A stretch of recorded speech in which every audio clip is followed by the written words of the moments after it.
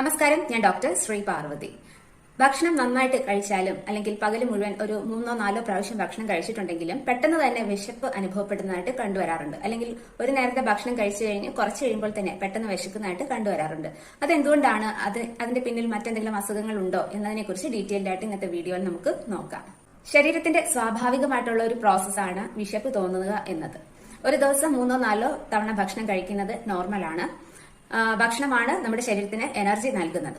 അതിന്റെ ഒരു റീസൺ എന്ന് പറയുന്നത് ചില മെഡിസിൻസിന്റെ അമിതമായിട്ടുള്ള ഉപയോഗം ഇങ്ങനെ വിശപ്പ് അമിതമായിട്ട് അനുഭവപ്പെടുന്നതിന് കാരണമാവാറുണ്ട്.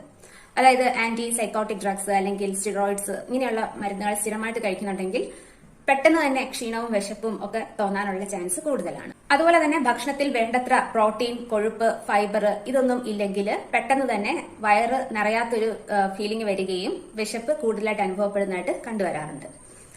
അതുകൊണ്ട് ഭക്ഷണത്തിൽ ആവശ്യത്തിന് പ്രോട്ടീനും ഫൈബറും ഉൾപ്പെടുത്തുന്നുണ്ടെന്ന് ഉറപ്പുവരുത്തുക. അതുപോലെ ആവശ്യത്തിനുള്ള കൊഴുപ്പും ശരീരത്തിന് വേണ്ടതാണ്. ഇതെല്ലാം ഉറപ്പുവരുത്തുന്ന ഒരു ബാലൻസ്ഡ് ഡയറ്റ് ഫോളോ ചെയ്ത് കഴിഞ്ഞാൽ വിശപ്പ് നോർമൽ ആവുന്നതായിട്ട് കണ്ടുവരാറുണ്ട്. അതുപോലെ രാത്രിയിൽ കൃത്യമായിട്ട് ഉറക്കം ലഭിച്ചില്ല എങ്കിലും വിശപ്പ് കൂടാനുള്ള ചാൻസ് കൂടുതലാണ്. മനസ്സിനും ശരീരത്തിനും അത് ഒരുപോലെ ക്ഷീണം അനുഭവപ്പെടുകയും ചെയ്യും. കൂടുതലായിട്ട് ഭക്ഷണം കഴിക്കാനുള്ള ടെൻഡൻസി വരികയും ചെയ്യും. മാത്രമല്ല കൂടുതലായിട്ടും കലോറി കൂടുതലുള്ള അല്ലെങ്കിൽ പാക്ക് ചെയ്യപ്പെടുന്ന ഭക്ഷണങ്ങൾ പോലുള്ളവ കഴിക്കാനുള്ള ഒരു ടെൻഡൻസി കൂടുതലായിട്ട് കണ്ടുവരാറുണ്ട് ഉറക്കം കുറയുകയാണെങ്കിൽ രാത്രിയിൽ.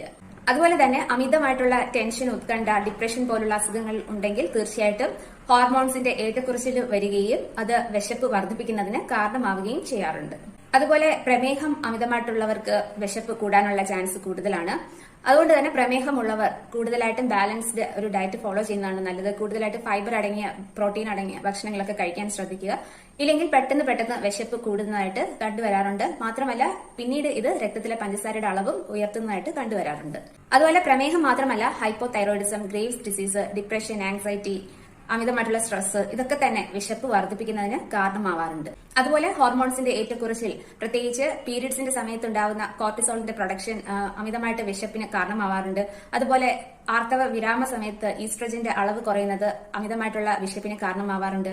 പോളിസിസ്റ്റിക് ഓവേറിയൻ ഡിസീസ് അല്ലെങ്കിൽ PCOD പോലുള്ള പ്രശ്നങ്ങൾക്കുള്ളവർക്കും ഇതുപോലെ അമിതമായിട്ടുള്ള വിശപ്പ് കണ്ടുവരാറുണ്ട്. ഓരോ ശരീരത്തിനും മെറ്റബോളിസം ഓരോ രീതിയിലാണ്. അതുകൊണ്ട് എപ്പോഴും ബാലൻസ്ഡ് ആയിട്ടുള്ള ഹെൽത്തി ഫാറ്റ് അടങ്ങിയ അല്ലെങ്കിൽ പ്രോട്ടീൻ അടങ്ങിയ, ഫൈബർ അടങ്ങിയ ഭക്ഷണങ്ങൾ കഴിക്കുമ്പോൾ അത് വളരെ സ്ലോ ആയിട്ടായിരിക്കും ദഹിപ്പിക്കുന്നത്. അപ്പോൾ അത് അമിതവണ്ണത്തിനോ അല്ലെങ്കിൽ ഷുഗർ കൂടുന്നതിനോ അല്ലെങ്കിൽ ഷുഗർ റിലീസ് ചെയ്യുന്നതൊക്കെ സ്ലോ ആയിട്ടായിരിക്കും. അപ്പോൾ പ്രമേഹം പോലുള്ള സാധ്യതകളൊക്കെ കുറയ്ക്കും.